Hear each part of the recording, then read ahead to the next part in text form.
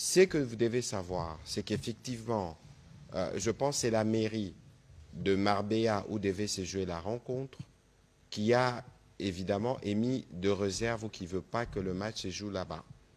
La ministre d'État, ministre des Affaires étrangères, a convoqué hier l'ambassadrice de l'Espagne pour le Lunotici.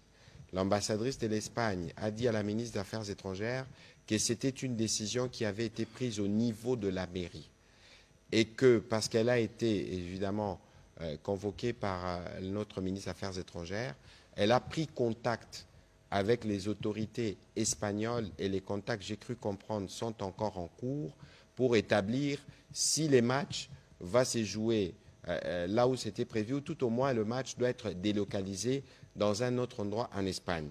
J'ai discuté avec mon collègue des sports tout à l'heure, je crois qu'avec l'équipe, ils doivent déjà être en Espagne dans l'espoir que très rapidement, et nous pensons que, ou nous souhaitons que la FIFA puisse s'impliquer parce que c'est des matchs qui sont, vous le savez mieux que moi, organisés par la FIFA pour le compte justement du classement et même si c'est un match qui nous prépare à la Coupe du Monde et vous pouvez considérer que tout est fait pour que ces matchs puissent se tenir et pour que ces matchs puissent se tenir avec des supporters parce que, comme on l'a dit, et vous le savez sûrement mieux que moi, vous êtes chroniqueur sportif, nos léopards vivent dans une bulle.